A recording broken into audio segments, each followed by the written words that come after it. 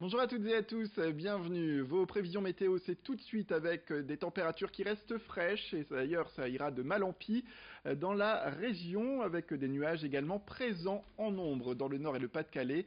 Quelques éclaircies toutefois peuvent persister et notamment dans la métropole lilloise, c'est une bonne nouvelle.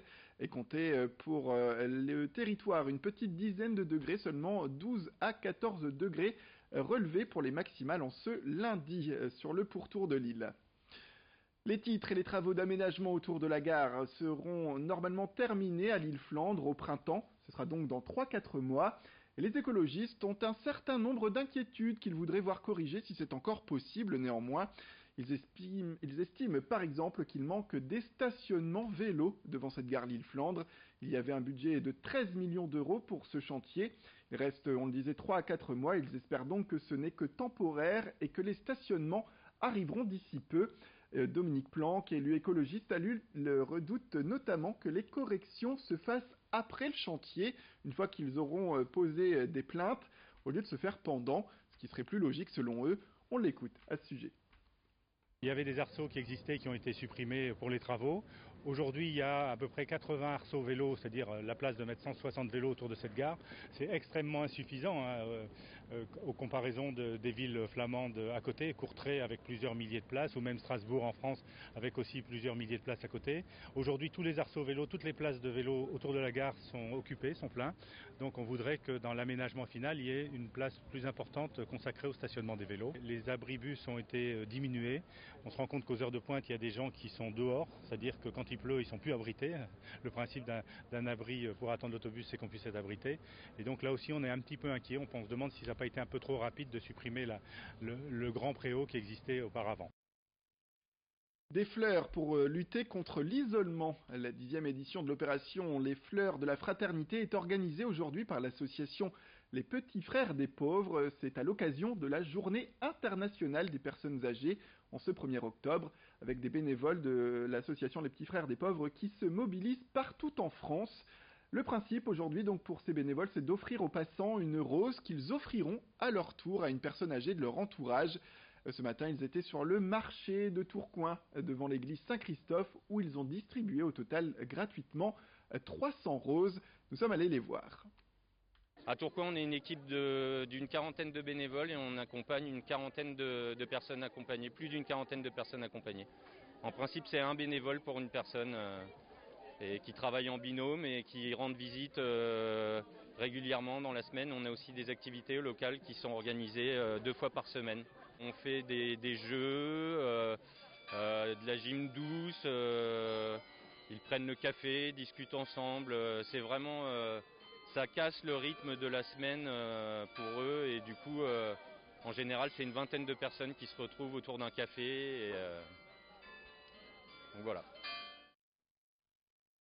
Allez, cap sur Octobre Rose pour sensibiliser la population au problème du cancer du sein. À Auchan-Longness, les clients peuvent donc voir dans le hall d'entrée un soutien-gorge impressionnant. Il s'agirait même du plus grand du monde. Il fait 150 kg avec des bretelles de 11 mètres de long, un bonnet haut de plus de 8 mètres et un tour de bonnet qui fait presque 35 mètres. L'œuvre a été fabriquée grâce à l'idée de l'association d'aide aux malades qui s'appelle Odomarose. Et cette œuvre va être exposée pendant un mois au sein de ce centre commercial. L'association espère ainsi bénéficier de dons. Depuis 4 ans, elle a même récolté 160 000 euros, dit-elle. Et elle compte aujourd'hui, grâce à l'exposition à Auchan-Longness, atteindre les 200 000 euros. On écoute tout de suite les responsables de cette organisation. C'est un record validé, donc c'est un record validé par huissier évidemment, c'est un record éligible pour l'instant au Guinness du record, donc on attend maintenant d'être élu pour le coup, mais il est juste magnifique, il est formidable, il a atteint toutes les grandes dimensions, c'est inattendu, on ne pensait pas qu'on pouvait le faire et on l'a fait. Mon Dieu, on sait que c'est plus de 33 mètres, donc voilà, on devait battre les 29 mètres, on est à 33 mètres. Et on en vient dans cette édition à cette bombe de la Seconde Guerre mondiale retrouvée près du technicentre SNCF à Helm, une bombe qui doit être évacuée et ce qui va nécessiter du coup l'évacuation des habitations à 400 mètres sur le périmètre alentour à cette bombe qui a été découverte. Vincent Vieillard est allé sur place pour faire le point avec vous. C'est ici sur le site du technicentre SNCF d'Elem qu'a été découvert une bombe de 250 kg, un engin explosif qui aurait été largué par les Américains pendant la Seconde Guerre mondiale. Il visait donc un site industriel.